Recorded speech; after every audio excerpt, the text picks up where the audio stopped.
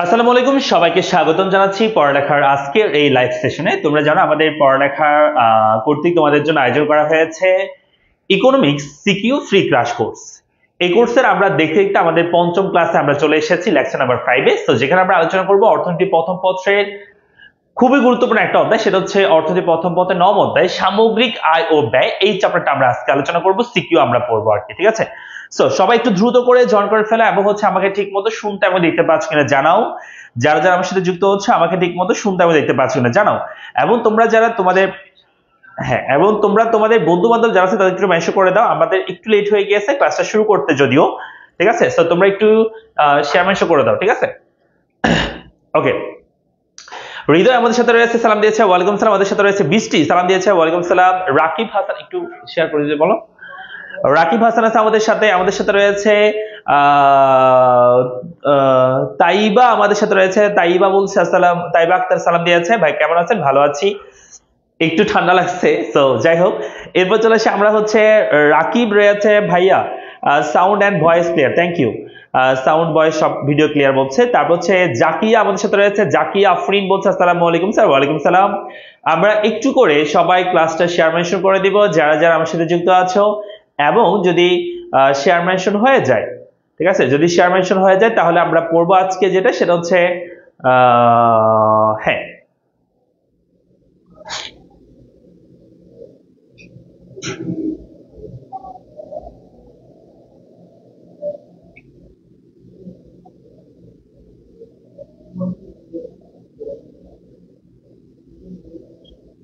হ্যাঁ আমরা পড়বো আজকে, সেটা হচ্ছে সামগ্রিক আয় ও ব্যয়। এই চ্যাপ্টারে আমরা হচ্ছে সামগ্রিক আয় ও ব্যয়, এই চ্যাপ্টারে আমরা আজকে আলোচনা করব যেটা, সেটা হচ্ছে সিকিউ আমরা পড়বো ইনশাআল্লাহ। তো সবাই চলে এসেছে, সবাইকে চলে আসছে। নাইমা আমাদের সাথে রয়েছে, সালাম দিয়েছে, নাইমা মেনশন করেছে, অনেক অনেক ধন্যবাদ। নয়ন আমাদের সাথে রয়েছে, নয়ন ইসলাম সালাম দিয়েছে, পূর্বের ক্লাসগুলো করতে পারি নাই। ওকে, আমাদের ইউটিউব চ্যানেলে গেলে তুমি পূর্বের ক্লাসগুলো পেয়ে যাবা। রাকিব হাসান আছে, ভাইয়া অ্যাডমিশনের জন্য এসএসসি থেকে ইকোনমিক্স কিভাবে পড়বো সেটা বলে দিন। এই অ্যাডমিশনের জন্য এসএসসি থেকে ইকোনমিক্স কিভাবে পড়বো সেটা হচ্ছে ক্লাসগুলো রেগুলার করো, এবং হচ্ছে তুমি যদি পারো আমাদের যে কোনো একটা পেইড ব্যাচে ভর্তি হয়ে যাও, সেটা তোমার জন্য সবচেয়ে বেশি বেটার হবে। কারণ হচ্ছে এই পেইড ব্যাচে তুমি গোছানো একটা প্রিপারেশন পাবা, যেটা হয়তো লাইভ ক্লাস করে পসিবল না। কারণ হচ্ছে লাইভ ক্লাসে আমরা দেখা যায় যে সবকিছু বিষয়টা একসাথে আমরা শেষ করতে পারি না, কেমন? সেজন্য হচ্ছে চেষ্টা করবো তোমরা হচ্ছে যে কোনো একটা পেইড কোর্সে ভর্তি হয়ে যেতে আমাদের পড়ালেখা থেকে। সো ইন্ডিভিজুয়াল সাবজেক্টের কোর্স আছে, অথবা তুমি যদি চাও সব বিষয়ে, তাহলে সেই কোর্স কিন্তু তুমি পেয়ে যাবা, ঠিক আছে? সবাই কি করছো, শেয়ার করছো?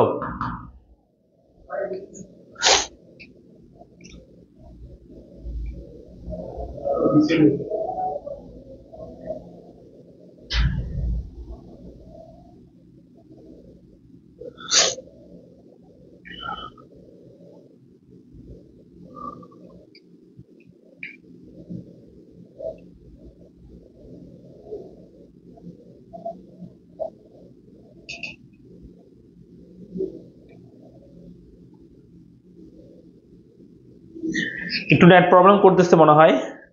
তোমরা কি আমাকে দেখতে পাচ্ছ ঠিক মতো? দেখতে এবং শুনতে পাচ্ছ আমাকে ঠিক মতো? একটু জানাই তো।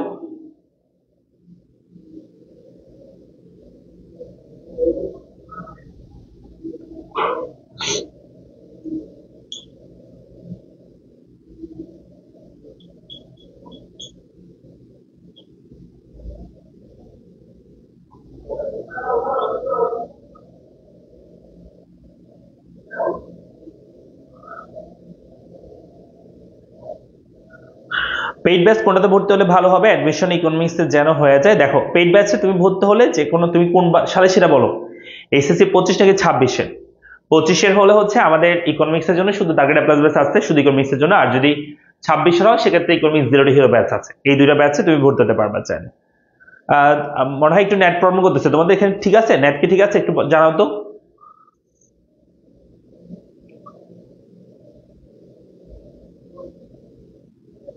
আয়েশা সিদ্দি বলছে জি ভাইয়া ক্লিয়ার। ওকে, একটু তাহলে শেয়ার করে দাও সবাই, নিজের ওয়ালে শেয়ার করে দাও। জাহিদ ইসলাম আছে, আনোয়ার স্যার বিয়ে করে নেন, কি বলো? তারপর হচ্ছে হৃদয় রয়েছে, শিয়াডান বলছে মানুষের দুঃখে কই যাবো, আমরা জায়গা পাচ্ছি না, বলে বিয়ে করলেন।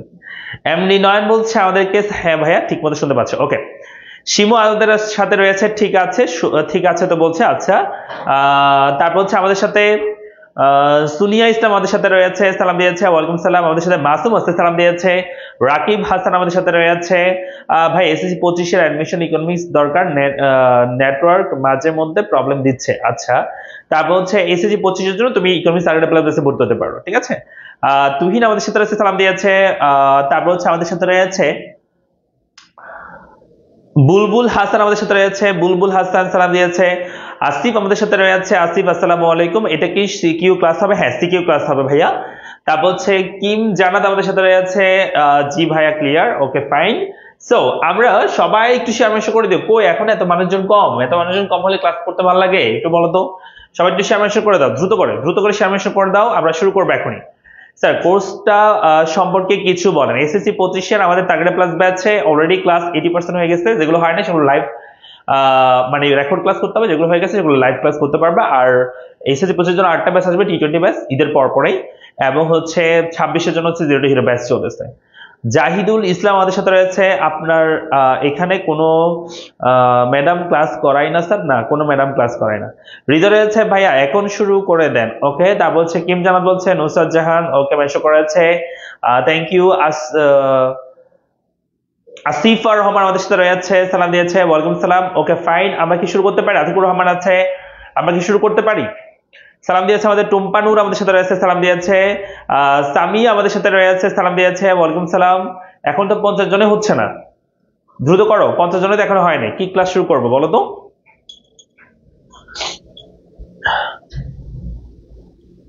ওকে,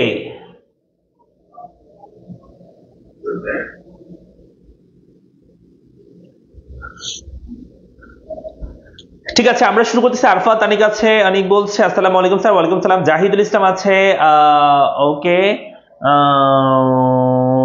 আচ্ছা চলে আসি আমরা, সেটা হচ্ছে আমরা এখন পড়বো, সেটা হচ্ছে সামগ্রিক আয় ও ব্যয়, এই চ্যাপ্টার আমরা সিকিউ সলভ করবো। চলে আসি আমরা প্রথম সিকিউতে আমরা যাচ্ছি।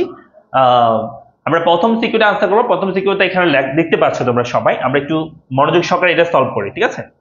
সবাই আর কথাবার্তা বলবো না উল্টা পাল্টা, সবাই একটু পড়াশোনার দিকে মনোযোগ দাও, ওকে।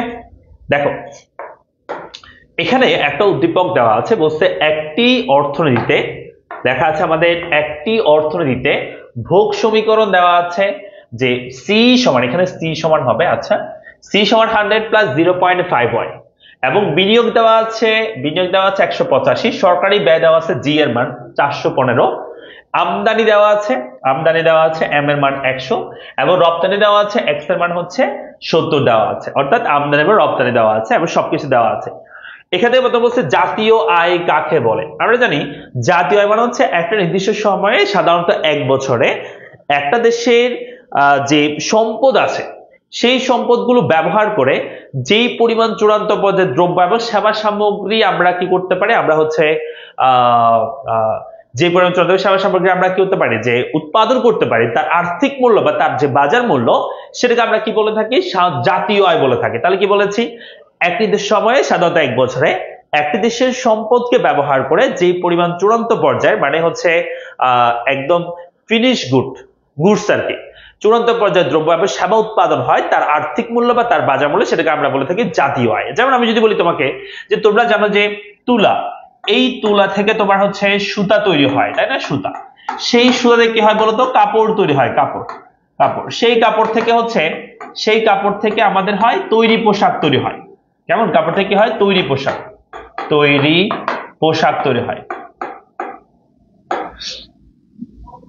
তা আমি যদি বলি যে তুলার দাম মনে করো যে 10 টাকা, সেই তুলা থেকে যখন সুতা হয় সেটার দাম বেড়ে হয়ে যায়, সেটার দাম আরো বেড়ে হয়ে যায় 20 টাকা। কেমন? তুলা থেকে সুতা হলে সেই তুলার দাম কি হয়ে যায়, তুলার দাম হচ্ছে 10 টাকা, তুলা থেকে সেটা যদি সুতা হয় সেই সুতার দাম হয়ে যায় 20 টাকা। সেটাকে যখন কাপড় হয় সেই কাপড়ের দাম হয়ে যায় তোমার 50 টাকা, এবং যখন সেটা তৈরি পোশাক হয় সেটার দাম হয়ে যায় 100 টাকা। তাহলে আমি যদি বলি যে জাতীয় আয় বলতে এখানে কোনটাকে আমরা কাউন্ট করব, তুলাকে, সুতাকে, কাপড়কে, নাকি তৈরি পোশাকে? আনসার হচ্ছে যেটা ফাইনাল গুডস থাকবে সেটার যে মূল্য, অর্থাৎ ফাইনাল গুডস এর মূল্য হচ্ছে এখানে 100, এটা হচ্ছে আমাদের জাতীয় আয়ের মধ্যে অন্তর্ভুক্ত হবে। তাহলে এখানে জাতীয় আয়ের পরিমাণ কত হবে? জাতীয় আয়ের পরিমাণ হবে 100। ক্লিয়ার? তাহলে আমরা কি বলতে পারি যে জাতীয় আয় মানে হচ্ছে একটা নির্দিষ্ট সময়ে সাধারণত 1 বছরে দেশের সম্পদকে ব্যবহার করে যেই পরিমাণ চূড়ান্ত পর্যায়ে দ্রব্য এবং সেবা উৎপাদন হয় তার আর্থিক মূল্য বা তার যে বাজার মূল্য সেটাকে আমরা কি বলবো? আমরা হচ্ছে জাতীয় আয় বলবো। তবে এখানে এই তিনটা যোগ করলে, চারটা যোগ করলে হবে না। তুলা উৎপাদন হয়েছে, সুতা উৎপাদন হয়েছে, সেগুলো আমরা কাউন্ট করবো না। আমরা একদম ফাইনাল যে গুডসটা আমরা ব্যবহার করি সেটা এখানে আমরা কাউন্ট করবো। সেই পরিমাণটা হচ্ছে 100। এটা হচ্ছে আমাদের জাতীয় আয়ের পরিমাণ। তাহলে এটা গেল। এবার বলছে 2 নম্বরে, ব্যক্তির ভোগ তার মোট আয় নয় বরং ব্যয়যোগ্য আয়ের উপর নির্ভর করে। ব্যাখ্যা করো। বলছে ব্যক্তির ভোগ তার মোট আয়ের উপর না, ব্যয়যোগ্য আয়ের উপর নির্ভর করে, সেটা ব্যাখ্যা করতে বলছে। তো তোমাদেরকে এটা বুঝতে হবে যে আমরা যে ইনকাম করি বা আমরা যে টাকা আর্ন করি, সে আর্ন করার টাকা কিন্তু আমরা পুরোটাই ব্যয় করতে পারি না। কেমন? যেমন আমি যদি বলি তোমাকে যে একটা বিষয়, যে তুমি মনে করো তোমার পার্সোনাল ইনকাম, তুমি পার্সোনাল ইনকাম করে থাকো হচ্ছে 100 টাকা সাপোজ। এই 100 টাকা কিন্তু পুরোটাই তুমি ব্যয় করতে পারবে না। 100 টাকা তুমি পুরোটাই ব্যয় করতে পারবে না। এই পার্সোনাল ইনকাম থেকে তোমাকে যেটা করতে হবে সেটা হচ্ছে দুইটা জিনিস বাদ দিতে হবে। এক নম্বর হচ্ছে প্রত্যক্ষ কর বাদ দিতে হবে। মনে করো কর তুমি দিচ্ছ 10 টাকা, এবং অন্যান্য ব্যয় তোমাকে বাদ দিতে হবে। অন্যান্য ব্যয় মানে হচ্ছে মনে করো তুমি একটা পৌর এলাকায় থাকো, সেখানে পৌর কর, অথবা তুমি হচ্ছে একটা ভিক্ষুককে দান করতেছো, এই ধরনের কিছু খরচ থাকে যেগুলো তোমাকে বাদ দিয়ে দিতে হবে। মনে করো সেটা 5 টাকা। তাহলে আমি আবার বলছি, তোমার ইনকাম যেটাকে বলা হয় পার্সোনাল ইনকাম বা ব্যক্তিগত আয়, এটাকে আমরা এভাবে লিখতে পারি পিআই, পার্সোনাল ইনকাম। সেখান থেকে তোমাকে প্রত্যক্ষ কর তোমাকে বাদ দিতে হবে। পার্সোনাল ইনকাম থেকে প্রত্যক্ষ কর বাদ দাও, এবং অন্যান্য যে ব্যয় আছে, অন্যান্য যদি তুমি ব্যয় বাদ দাও, অন্যান্য ব্যয় তুমি বাদ দাও, তাহলে পার্সোনাল ইনকাম থেকে প্রত্যক্ষ কর এবং অন্যান্য ব্যয় বাদ দিলে, পার্সোনাল ইনকাম থেকে প্রত্যক্ষ কর এবং অন্যান্য ব্যয়, এই দুটো বাদ দিলে তুমি যেটা পাবে সেটাকে বলা হয় ডিআই বা ডিসপোজেবল ইনকাম, বা আমরা এটাকে বলে থাকি ব্যয়যোগ্য আয়। কি বলে থাকি এটাকে আমরা? ব্যয়যোগ্য আয় বা ডিসপোজেবল ইনকাম আমরা বলে থাকি। কেমন? তাহলে এখানে আমরা কি বলছি? ডিআই বা ডিসপোজেবল ইনকাম মানে হচ্ছে ব্যক্তিগত আয় থেকে প্রত্যক্ষ কর এবং অন্যান্য ব্যয় বাদ দিলে। যেমন আমি যদি বলি এখানে তোমার 100 টাকা হচ্ছে তোমার পার্সোনাল ইনকাম, সেখান থেকে তুমি বাদ দিচ্ছ হচ্ছে প্রত্যক্ষ কর 10 টাকা এবং অন্যান্য ব্যয় বাদ দিচ্ছ 5 টাকা। তাহলে তোমার কাছে থাকে কত? 100 থেকে এই 15 বাদ দাও, তাহলে আসবে 85। এই 85 টাকা হচ্ছে আমরা ডিসপোজেবল ইনকাম বলা হয়। মেইনলি এই 85 টাকা দিয়েই তুমি আসলে ভোগ করে থাকো বা ভোগ ব্যয় করে থাকো, বা তোমার এই 85 টাকা তুমি খরচ করতে পারবা। তুমি কিন্তু 100 টাকা খরচ করতে পারবে না। সেটাই বলা হচ্ছে এখানে প্রশ্নের মধ্যে, যে ব্যক্তিগত ভোগ তার মোট আয় নয় বরং ব্যয়যোগ্য আয়ের উপর নির্ভর করে। অর্থাৎ আমাদের যে ভোগ ব্যয়, যেমন এই 85 টাকার মধ্যে তুমি কিন্তু তুমি একটা অংশ তুমি খরচ করো, ভোগ ব্যয় করো, একটা অংশ তুমি সঞ্চয় করো। যেমন এই 85 টাকার মধ্যে তুমি মনে করো যে 50 টাকা তুমি হচ্ছে ভোগ ব্যয় করছো, যেটাকে আমরা বলি কনজাম্পশন এক্সপেন্ডিচার বা ভোগ ব্যয়। আর মনে করো যে 35 টাকা তুমি কি করছো? সঞ্চয় করছো, যেটাকে আমরা সেভিংস বলি। কেমন? এই সেভিংস এর টাকাটা আবার একটা সময় গিয়ে কি হয়? সেভিংস এর একটা সময় কি হয়? বিনিয়োগ হয়ে থাকে বা ইনভেস্টমেন্ট হয়ে থাকে। কেমন? সো 35 টাকা তুমি কিন্তু আবার ইনভেস্ট করবা পরে গিয়ে সঞ্চয়ের অর্থটা। তাহলে মানুষের এই যে ভোগ ব্যয়, এটা কিন্তু ডিপেন্ড করে এই ব্যয়যোগ্য আয়ের উপর, এই পার্সোনাল ইনকামের উপর নয়। পার্সোনাল ইনকাম অনেকের বেশি, কিন্তু এই জিনিসটা অনেক মনে করো যে পার্সোনাল ইনকাম বেশি কিন্তু এগুলোও বেশি। তাহলে পার্সোনাল ইনকাম বেশি বলে কি তোমার ভোগ ব্যয় বেশি হবে? না, তোমার পার্সোনাল ইনকামের উপর ভোগ ব্যয়টা ডিপেন্ড করবে না। ভোগ ব্যয়টা ডিপেন্ড করে থাকে এই ব্যয়যোগ্য আয় তোমার কত থাকতেছে সেটার উপর। এই ব্যয়যোগ্য আয় যত বেশি হবে তোমার ভোগ ব্যয় তত বেশি হবে, ব্যয়যোগ্য আয় যত কম হবে ভোগ ব্যয় তত কি হবে? কম হবে। তাহলে আমরা 2 নম্বর প্রশ্ন বুঝতে পারছি, এটা ব্যক্তিগত ভোগ তার মোট আয় নয় বরং ব্যয়যোগ্য আয়ের উপর নির্ভর করে থাকে। এটা ব্যাখ্যা করো। এই কথাটা বুঝতে পারছি সবাই? একটু বলো তো। দেখো সবাই এই কথাটা বুঝতে পারছো? একটু দেখো সবাই, এই সেন্টেন্স কি সবাই বুঝতে পারছো? এই কথাটার মানে কি একটু ক্লিয়ার লিখবা যারা বুঝতে পারছো। বলছে ব্যক্তিগত ভোগ তার মোট আয় নয় বরং ব্যয়যোগ্য আয়ের উপর নির্ভর করে। অর্থাৎ এই পার্সোনাল ইনকামের উপর নয়, মূলত এই 85 উপর ডিপেন্ড করে, যেটাকে আমরা বলি ডিসপোজেবল ইনকাম বা ব্যয়যোগ্য আয়।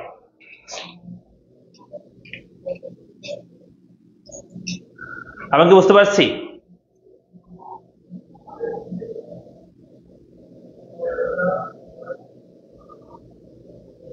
আমরা কি বুঝতে পেরেছি সবাই? একটু বলো তো।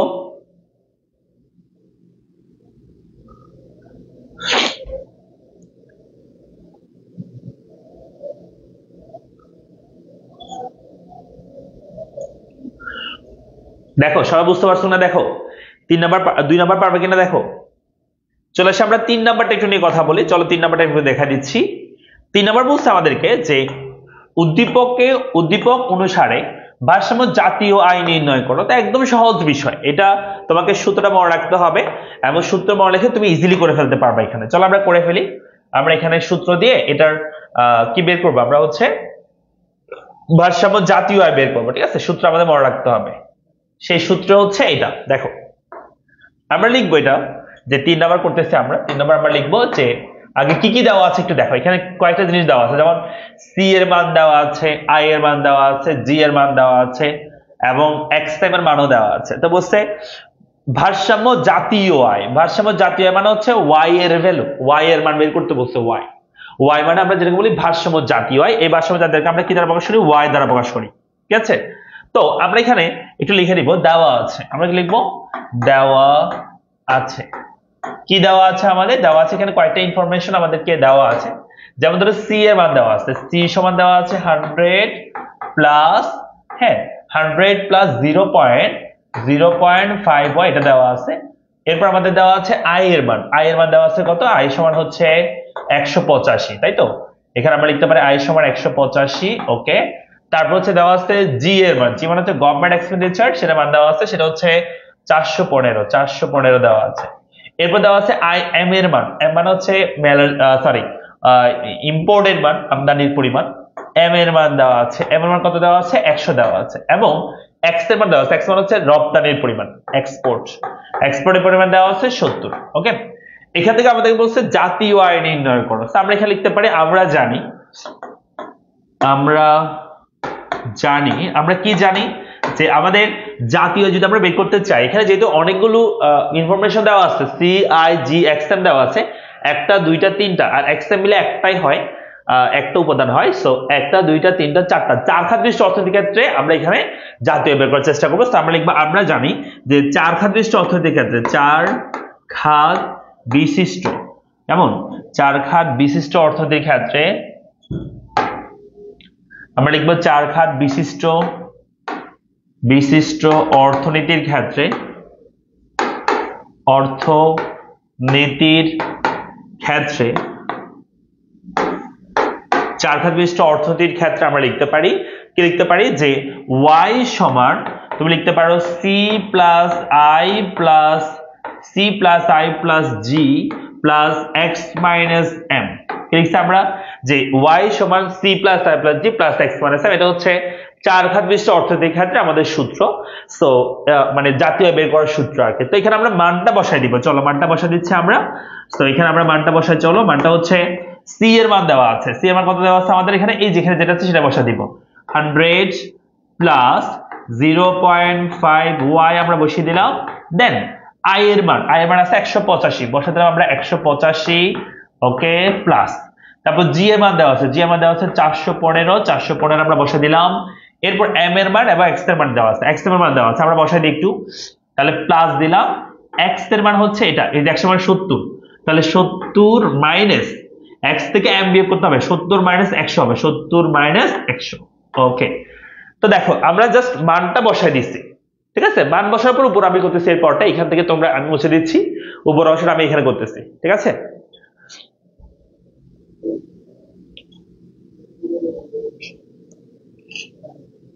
চলো আমরা উপরে এই জায়গাটার মধ্যে যেগুলো বসাইছি মানটুকু বসা দিলাম। এন্ড আমরা এখানে উপরে করতেছি এর পরের লাইনটা, এখানে জায়গা নাই বিদায়, এছাড়া 8টা লাইন লিখতে পারি চাইলে। ওকে, লিখে দিচ্ছি আমি। সেটা হচ্ছে দেখো আমরা এখানে কাজ করবো, সেটা হচ্ছে যেগুলো সংখ্যা আছে সেগুলো যোগ করে ফেলি। চলো, যেমন এখানে 100 আছে, এখানে 185 আছে, 415 আছে, যোগ করে ফেলাতে একটু কত হয় দেখো তো। ওটা করে ফেলতে পারবো আমরা, ওইটা যোগ বিয়োগ করে ফেলি। যেমন এখানে আমরা জানি যে ওইটা ব্র্যাকেটেরটা আগে করে ফেলি, এটা আগে করে ফেলি ব্র্যাকেটেরটা, তাহলে y সমান ব্র্যাকেটটা আগে করে ফেলি 100 যোগ 0.5 y লিখলাম যোগ 185। ওকে, প্লাস 415। এরপর দেখো এটা 70 মাইনাস 100, 70 থেকে তুমি যদি 100 বিয়োগ করে দাও, 70 মাইনাস 100 যদি করো তাহলে আসবে -30। ভালো করে খেয়াল করবা, তাহলে এখানে প্লাস হবে, এখানে হবে -30। তো -30 হলে প্লাস মানে আবার কি হয়ে যাবে, মাইনাস হয়ে যাবে। আচ্ছা ফাইন, তারপরে সেটা উপরে করব, চলো আমরা উপরে করি। হ্যাঁ, আমরা এখানে করে দেব সেটা। ওকে,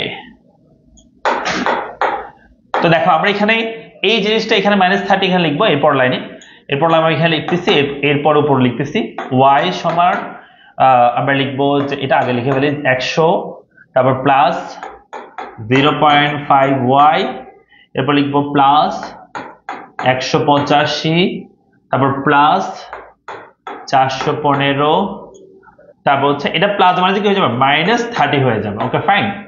তারপর আমরা একটু ছোট করে ফেলি, চলো কি করবো আমরা যোগ বিয়োগ করে ফেলি। যোগ বিয়োগ মানে কি, দেখো এখানে 100 যোগ 185 যোগ 415 মাইনাস কত হবে 30, তাহলে করে ফেলে দেখো কত হয়। দেখো তাহলে 100 সাথে আমাদের যোগ করতে হবে 100 যোগ 185, 100 সাথে 185 যোগ করতে হবে, যোগ 185 যোগ 415, তারপর হচ্ছে -30, তাহলে আসতে হবে 670।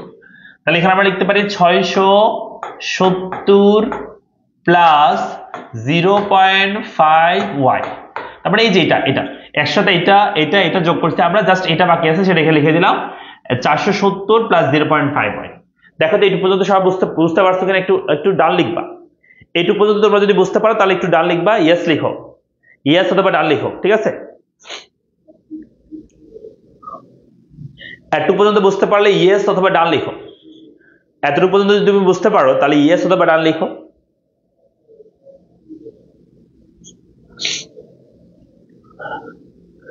এতটুকু পর্যন্ত বুঝতে পারলে ইয়েস অথবা ডান লিখবা।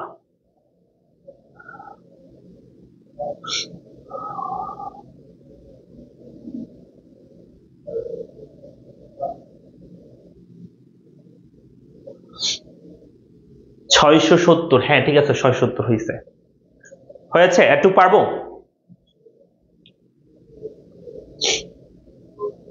ওকে, তাহলে আমরা এখানে দেখতে পাচ্ছি যে আমাদের y সমান 670 প্লাস 0.5y হয়েছে।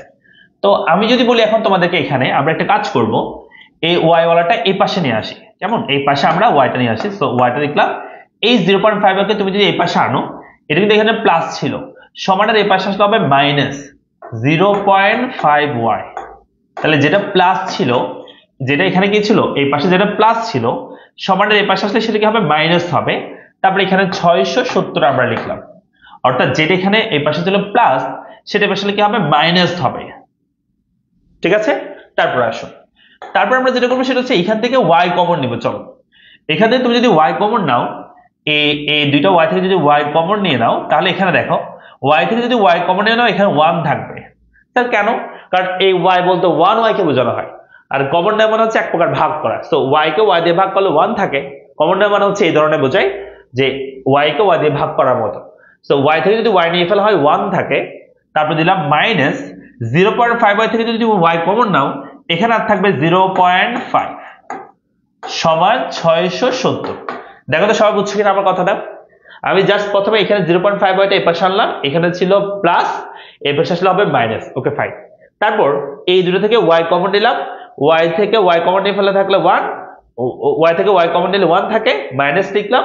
0.5 থেকে যদি 0.5y থেকে যদি y নিয়ে ফেলা হয় আর 0.5y থাকে, মানে 0.5 থাকে, সরি y নিয়ে ফেলে 0.5 থাকে, তাহলে আনসার হবে 1 × 1 মানে 0.5 সমান 670।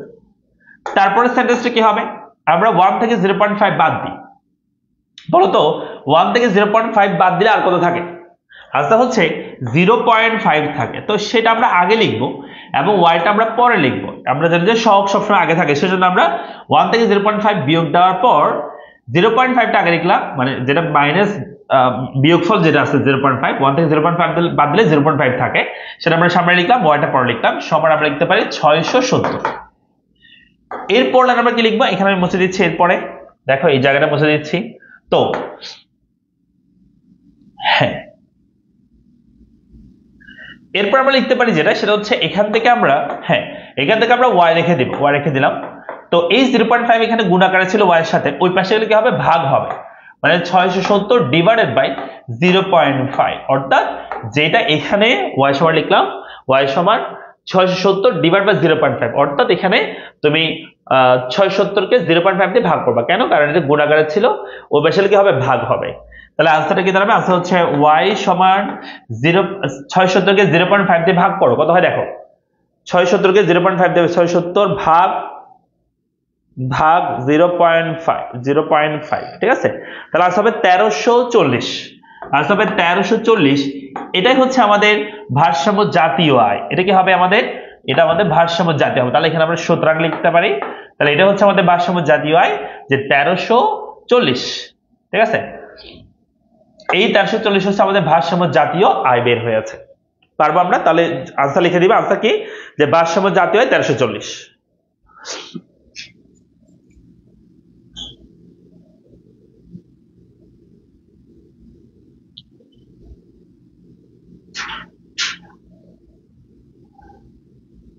হ্যাঁ, এই যে 1340। তোমরা উল্টাপাল্টা কমেন্ট করতেছো কেন?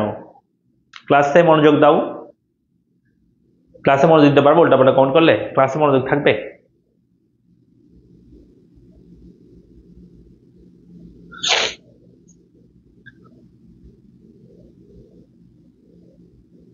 তেরোশো চল্লিশ আসবে। কেমন 1300 আসবে? 670 না, 1340-এ আসবে।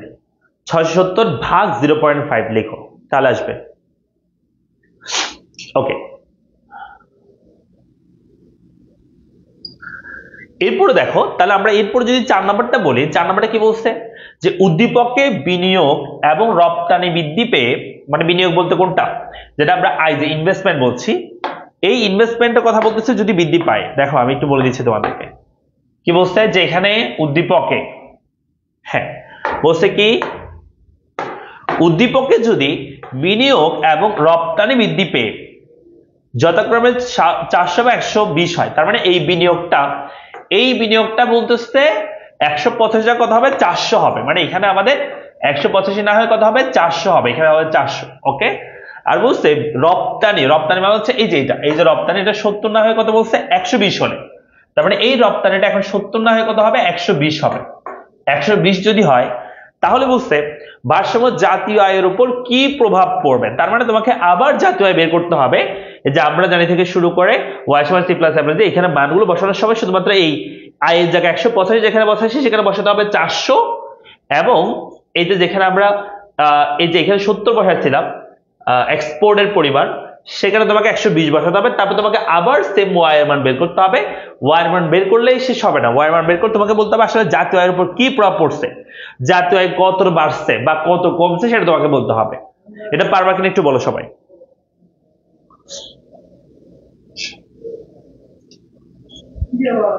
আমরা কি পারবো এটা, যে জাতীয় আয় কত বাড়ছে কত কমছে সেটা বলতে হবে?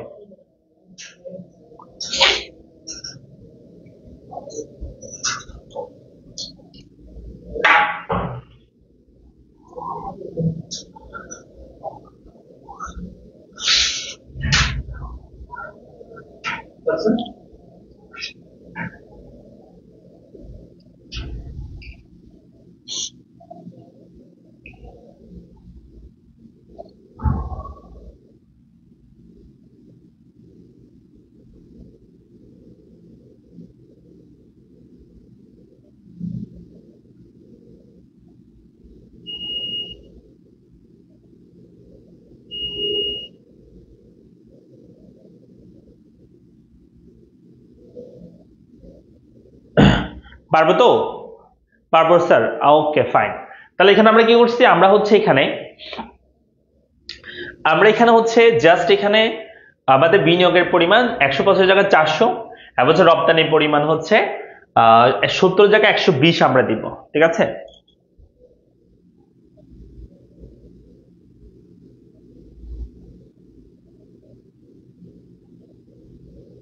জাহিদুল ইসলাম জিহাদ, তোমাকে আমি এখন ব্লক করে দিব।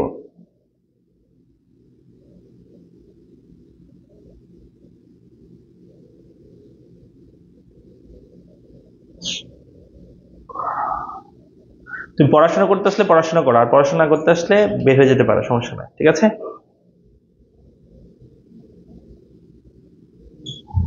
তোমরা আমাকে করে বলো, তোমরা আমাকে আনসার বলতে হবে, তাহলে তোমরা করো। এটা 4 নাম্বারটা তোমরা করো, বাড়ির কাজটা এটা করো, দ্রুত করো এখন।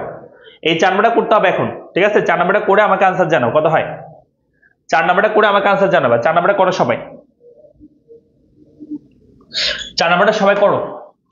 4 নাম্বারটা আনসার বের করতে হবে। 4 নাম্বারটা করো দেখি, 4 নাম্বারটা আনসার কত হয় বলো।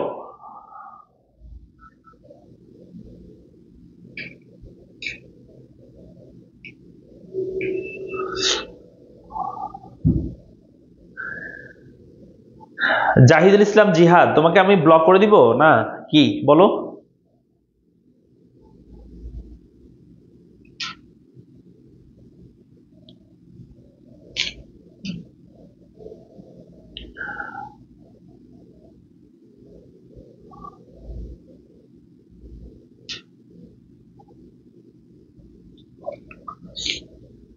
আনসার করো, তোমরা আনসার করো, এটা দ্রুত করতে হবে, 4 নম্বরে করো।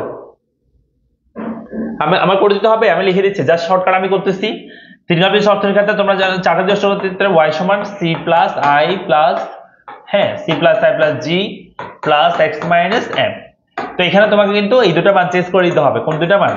c এর মান তো ঠিকই আছে, 100 প্লাস 0.5y প্লাস এই i এর মান চেঞ্জ করতে হবে। i এর মান হচ্ছে 125, কত হবে? 400 হবে, 400। তাহলে এখানে লিখলাম 400 প্লাস g এর মান তো আগের মতোই আছে, g এর মান হচ্ছে 415, 415, ওকে। তারপর x এর মান বসাবো, x এর মান হচ্ছে প্লাস দিলাম, এখানে x এর মান হচ্ছে, x এর মান বলছে 120 হবে, x এর মান হবে 120, তাহলে 120 মাইনাস 100, 100 বসালাম, ওকে। তাহলে আমাদের আনসারটা বসা ফেলি, তাহলে y সমান আমরা লিখতে পারি y, y, y সমান আমরা কি লিখতে পারি যে এখান থেকে তুমি এগুলো যোগ বিয়োগ করো, তারপরে 120 থেকে 100 বিয়োগ করলে এখানে হবে 20। তাহলে আমি একটু শর্টকাট করে ফেলি, শর্টকাট হচ্ছে 120 থেকে 100 বিয়োগ করলে হয় 20, তার মানে এগুলোর সাথে 20 যোগ হবে, 100, 500, 900, ঠিক আছে। আমরা একটু করে ফেলি, একসাথে যোগ করে ফেলি, 100, 400 মানে হয় 500, কেমন? তাহলে 500 যোগ, এখানে 415, 415 যোগ করলাম, যোগ, এরপর এখানে 120 থেকে 100 বিয়োগ করলে হয় 20, তাহলে 20 হবে এখানে, যোগ 20, তাহলে হবে 935, তাহলে হবে 935 প্লাস 0.5y, আমি একটু শর্টকাট করে ফেলছি, 0.5y টা এখানে লিখলাম, আর এটার সাথে এটা সব যোগ করে দিলাম। তারপর আমরা লিখতে পারি দেন y এখানে রাখলাম, এই 0.5y কে পাশে যদি আনি সেটা হবে এখানে কি, এখানে ছিল প্লাস, এর পাশে কি হবে? মাইনাস হয়ে যাবে, তাহলে মাইনাস 0.5y সমান 935। তারপর আমরা লিখতে পারি, এখান থেকে আমরা y কমন নিব, y কমন নিলাম, তাহলে y থেকে y কমন নিলে 1 থাকে, 0.5y থেকে যদি y কমন নিয়ে ফেলা হয় তাহলে 0.5 থাকবে, 0.5 লিখলাম সমান 935 লিখলাম। এরপর আমরা লিখতে পারি দেন 1 থেকে 0.5 দিলে হবে 0.5, এই y রেখে দিলাম, তারপর এখানে 935 লিখে দিলাম। দেন আমরা বলতে পারি সুতরাং হচ্ছে y রেখে দাও, 0.5 তুমি যদি ওই পাশে পাঠায় দাও তাহলে কি হবে? এটা ভাগ হবে, তো 935 ডিভাইডেড বাই 0.5, তাহলে আমাদের y এর ভ্যালু বের হবে। সো y এর ভ্যালু কত হয়? y এর ভ্যালু হচ্ছে 935 কে, হ্যাঁ, আমরা লিখবো 935 ভাগ 0.5, তাহলে আসতে হবে হচ্ছে 1870, 1870। তাহলে দেখো আগে বের হয়েছিল, আমাদের আগের ম্যাথে বের হয়েছিল y এর ভ্যালু বের হয়েছিল কত?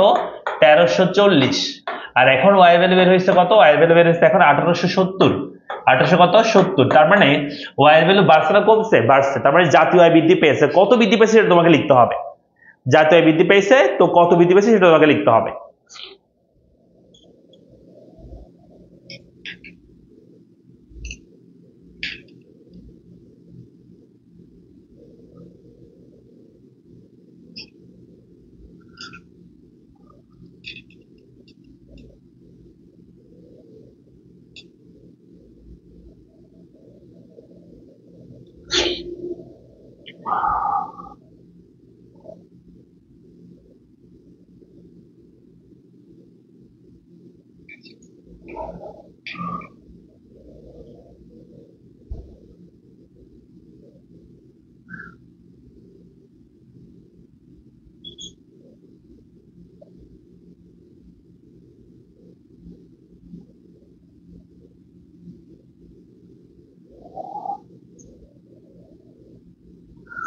জাহিদুল ইসলাম, তোমাকে তো আমি বললাম, এক ওয়ার্নিং করছি না, বারবার তুমি একই কথা কেন বলতেছো?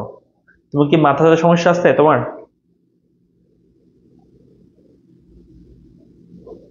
তুমি কি বুঝতেছো না তোমার কথা, তোমার কি বলতেছি?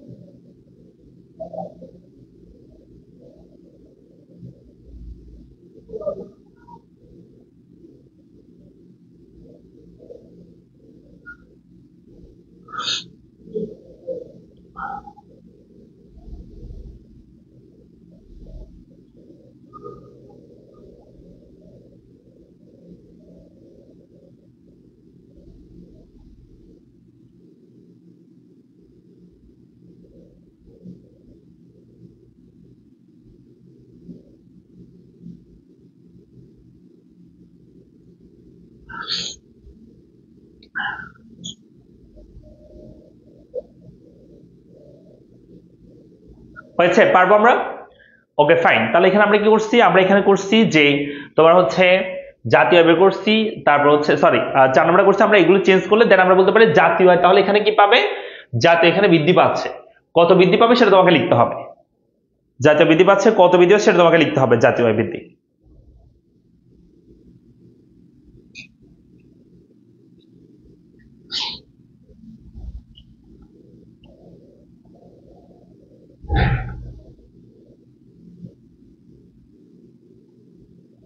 হ্যাঁ, তাহলে আমাদের আরিফা আরিফা বলছে জাতীয় আয় 530 বৃদ্ধি পাবে। হ্যাঁ, আমরা বলতে পারি জাতীয় আয় বৃদ্ধি পাবে, আমরা জাতীয় আয় বৃদ্ধি পাবে 530। ঠিক আছে, আমি ব্লক করে দিচ্ছি, ওকে সমস্যা নেই। জাহিদুল ইসলাম জিহাদ, ওকে ব্লক করছি। আচ্ছা, চলে আসে আমরা এর পরে পরবর্তী কোশ্চেনটা একটু দেখি। এই পরবর্তী কোশ্চেন বলতে এখানে সামগ্রিক আয় কি, সেম কোশ্চেন। জাতীয় আয় হিসাবে সময় কেবল চূড়ান্ত দ্রব্যকে অন্তর্ভুক্ত করা হয় কেন? কারণ আমরা মাথায় রাখতে হবে যে আবার আসলে যখন আমরা বলতেছি, এই কথাটা একটু শোনো সবাই, 2 নাম্বারটা আমি বলতেছি তুলা থেকে, দেখো তুলা থেকে তোমার সুতা হয়, সুতা হয়, সেই সুতা থেকে কি হয়, কাপড় তৈরি হয়, কাপড়, কাপড়, সেই কাপড় থেকে হয় তৈরি পোশাক, তৈরি তৈরি পোশাক তৈরি হয়। তাহলে কি বলছি, তুলা থেকে সুতা, সুতা থেকে কাপড়, কাপড় থেকে তৈরি পোশাক। তাহলে এখানে তুলা থেকে সুতা, সুতা থেকে কাপড়, কাপড় থেকে তৈরি পোশাক যদি হয়, তাহলে আমরা বলতে পারি যে এখানে তুলার দাম মনে করো 10 টাকা, সেখান থেকে যখন সেটা সুতা হয় সেটা হয় 20 টাকা, সেখান থেকে যখন কাপড় হয় সেটা হয় 50 টাকা, যখন সেখান থেকে তৈরি পোশাক হয় সেটার দাম হয় 100 টাকা। তাহলে এখানে তুমি যদি এখানে সবগুলোর দাম যোগ করো, যেমন ধরো 10 যোগ করলাম, তার সাথে 20 যোগ করলাম, তার সাথে 50 যোগ করলাম, তার সাথে 100 যোগ করলাম, তাহলে দেখো তো কত হয়, যে 10, 20, 50, 100 যদি সব যোগ করে দাও, 150, 170, 190। আসলে কি এখানে 190 বলতেছে, 150, 70, 80, এখানে কি আসলে 180 টাকার পণ্য উৎপাদন হয়েছে সব মিলে? না, পণ্য উৎপাদন হয়েছে 100 টাকারই। কেমন, যেটা 100 টাকা হয়েছে সেখানে ভিতরে এই 10 টাকা জিনিসে বেড়ে 20 টাকা হয়েছে, 20 টাকা জিনিসে বেড়ে 50 টাকা, 50 টাকা জিনিসে বেড়ে 100 টাকা হয়েছে। সেজন্য আমাকে এখানে শুধু চূড়ান্ত দ্রব্যটা কাউন্ট করতে হবে, কারণ যেটা দেখতে পাচ্ছেন সেটা বেড়েই কিন্তু 100 টাকা হয়েছে, যার কারণে আমাদেরকে শুধু চূড়ান্ত দ্রব্য নিতে হবে, অন্যগুলো নেওয়া যাবে না। বুঝতে পেরেছি আমরা?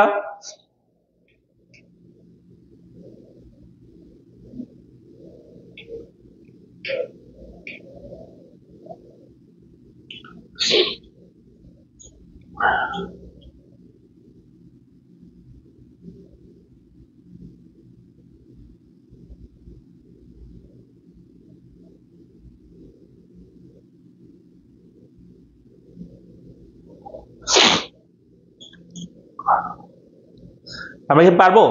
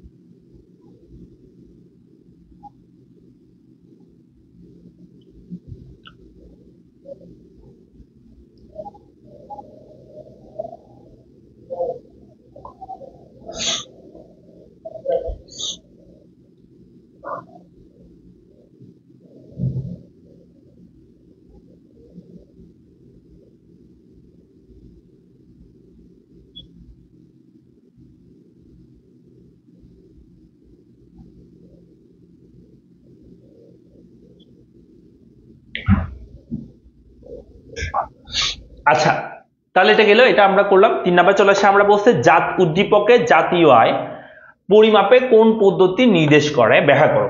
বলছে উদ্দীপকের জাতীয় আয় পরিমাপে কোন পদ্ধতি নির্দেশ করা হচ্ছে, এটা এটা হচ্ছে আয় পদ্ধতি। কারণ এখানে কি দেওয়া আছে, যে ওয়াই সমান আর, আর মানে যত রেভিনিউ আছে, সরি যত রেন্ট আছে সব রেন্টের যোগফল, ডাব্লিউ মানে হচ্ছে যত ওয়েজেস আছে সব ওয়েজেস এর যোগফল, এবং আই মানে যত ইন্টারেস্ট আছে সব ইন্টারেস্টের যোগফল, আর পাই মানে হচ্ছে যত মুনাফা আছে সব মুনাফার যোগফল। আমরা জানি উৎপাদন উপকরণ চারটি, ভূমি, শ্রম, মূলধন, সংগঠন। সেই চারটি উৎপাদনের উপকরণের ভূমি, শ্রম, মূলধন, সংগঠন, এই চারটি উৎপাদনের উপকরণের মধ্যে আমরা যদি বলি যে এটার পারিশ্রমিক গুলো কি, যেমন ভূমির জন্য আমরা খাজনা দিই, শ্রমের জন্য আমরা মজুরি দিই, মূলধনের জন্য আমরা সুদ দিই, এবং হচ্ছে মুনাফার সংগঠনের জন্য আমরা মুনাফা দিই। তো এগুলো সবগুলো হচ্ছে আয়, ইনকাম, ঠিক আছে। তো এখানে বলছে উদ্দীপকে জাতীয় আয়ের কোন পদ্ধতি নির্দেশ করা হয়েছে, অথবা আয় পদ্ধতি নির্দেশ করা হয়েছে। আনসার কি হবে? আয় পদ্ধতি নির্দেশ করা হয়েছে, ঠিক আছে। আমরা কি বুঝতে পেরেছি? ওকে, এরপর চলে আসি, বলছে 4 নম্বরে জাতীয় আয় পরিমাপের এই পদ্ধতি উন্নয়নশীল দেশের ক্ষেত্রে কার্যকর কিনা তা উদ্দীপকের আলোকে বিশ্লেষণ করা। আসলে হচ্ছে এই যে পদ্ধতি, এই পদ্ধতি আসলে উন্নয়নশীল দেশের ক্ষেত্রে এটা তেমন একটা ব্যবহার হয় না। এই পদ্ধতি, আয় পদ্ধতি ব্যবহার হয় সবচেয়ে বেশি উন্নত দেশের ক্ষেত্রে। উন্নত দেশের ক্ষেত্রে আয় পদ্ধতি আমরা ব্যবহার করতে পারি, কিন্তু যেগুলো উন্নয়নশীল দেশ, যেমন ধর বাংলাদেশের মতো দেশ, সেই দেশগুলোর ক্ষেত্রে আমরা ব্যয় পদ্ধতি যেটা আছে সেটা ব্যবহার করে থাকি। তোমরা জানো যে আয় মানে সামগ্রিক আয় বের করার ক্ষেত্রে কয়েকটা পদ্ধতি আছে। যেমন ধরো হচ্ছে, আমি একটু লিখে দিচ্ছি পদ্ধতিগুলো। সামগ্রিক আয় বের করার 3টা পদ্ধতি আছে। কেমন?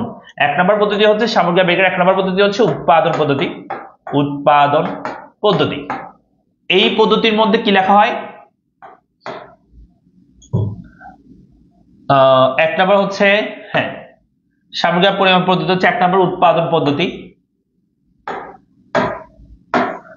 1 নম্বর হচ্ছে উৎপাদন পদ্ধতি। উৎপাদন পদ্ধতির মধ্যে কি হয় যে আমরা y সমান আমরা লিখতে পারি যে আমরা লিখে থাকি p1 into x1 plus p2 into x2, ঠিক আছে, প্লাস p3 ইনটু x3। এভাবে করে করে আমরা, হ্যাঁ, এভাবে করে করে আমরা যতটা পণ্য থাকে সবগুলো পণ্য, অর্থাৎ pn ইনটু xn পর্যন্ত, that means dot dot dot dot কি pn ইনটু xn পর্যন্ত যতগুলো দ্রব্য থাকবে এবং সেই দ্রব্যের দামের সাথে গুণ করে করে আমরা যোগফল বের করলে উৎপাদন পদ্ধতিতে সামগ্রিক আয় পাওয়া যায়। আর 2 নম্বর যে পদ্ধতি সেটা হচ্ছে আয় পদ্ধতি। আয় পদ্ধতি, এই আয় পদ্ধতি কোনটা? আয় পদ্ধতি হচ্ছে এই যে একটু আগে আমরা যেটা দেখাইলাম, এটাই আয় পদ্ধতি। আয় পদ্ধতি মানে হচ্ছে এই যেটা, যে y সমান সামেশন আর যত আমাদের রেট আছে সব রেটের যোগফল প্লাস যত আমাদের ওয়েজেস আছে সব ওয়েজেসের যোগফল প্লাস যত আমাদের ইন্টারেস্ট আছে সব ইন্টারেস্টের যোগফল প্লাস যত আমাদের রেভিনিউ মুনাফা আছে সব মুনাফার যোগফল। এটা হচ্ছে আয় পদ্ধতির মাধ্যমে আমরা করব। আর 3 নম্বর যে পদ্ধতি সেটা আমরা একটু আগে দেখাইছিলাম, সেটা হচ্ছে ব্যয় পদ্ধতির মাধ্যমে সামগ্রিক আয় বের করা, ব্যয় পদ্ধতি। তো আমরা যদি ব্যয় পদ্ধতিটা করে থাকি তাহলে ব্যয় পদ্ধতিটা হয় এরকম, সেটা হচ্ছে y সমান c plus i plus g plus x minus m। এটা হচ্ছে আমাদের ব্যয় পদ্ধতির 4 ঘাত বিশিষ্ট অতিরিক্ত ক্ষেত্র। আর 3 ঘাত হলে c plus i plus g হবে, 2 ঘাত হলে শুধু c প্লাস i হবে। ওকে, আমরা কি বুঝতে পেরেছি?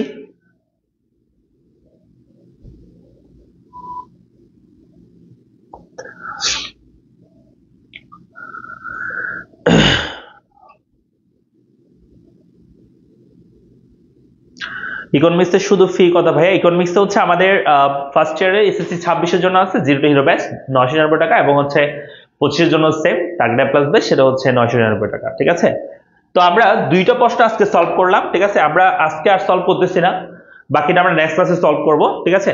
সো যদি এই চ্যাপ্টারে আর আমি তোমাদেরকে দেখাচ্ছি না, সেম এই টাইপের কোশ্চেনগুলো আসছে ঘুরে ফিরে, তোমরা দেখলে পাবা। বিগত যে প্রশ্নগুলো আসছে বিগত সালে সেগুলো একটু ভালো করে দেখবা, আশা করি তোমরা পারবা, ঠিক আছে। এই দেখো, এই সেম কোশ্চেনটাই শুধুমাত্র এখানে c plus i plus g হবে আর কি। c এর মান, i এর মান এবং g এর মান দেওয়া আছে, ঠিক আছে, c i g। তো 3 ঘাত বিশিষ্ট অর্থনৈতিক ক্ষেত্র হবে, সেম কথাই, কেমন? সো এগুলো একটু তোমরা পড়বা, নেক্সট ক্লাসে আমরা 10 মধ্যে আলোচনা করব, ঠিক আছে। তো তোমাদের রুটিন আমরা পড়ালেখা পেজে দেওয়া হয়েছিল, এবং তোমরা হচ্ছে একটা কাজ করো, সেটা হচ্ছে আমাদের পেজে হচ্ছে আমরা আপডেট থাকবা, আমরা সেখানে হচ্ছে কি করে দিব যে নেক্সট ক্লাসে কখন হবে সেটা জানাই দিব, একটু আপডেট থাকবা, তোমরা সবসময় পেজে থাকবা আর কি। ইকোনমিক্স কোর্স 999 টাকা ভাইয়া, ঠিক আছে, 25 এবং 26 দুইটার জন্যই। ঠিক আছে, তাহলে আমরা আজকে এখানে শেষ করতেছি, দেখা হচ্ছে পরবর্তী ক্লাসে। সবাই ভালো থাকো, সুস্থ থাকো, আসসালামু আলাইকুম।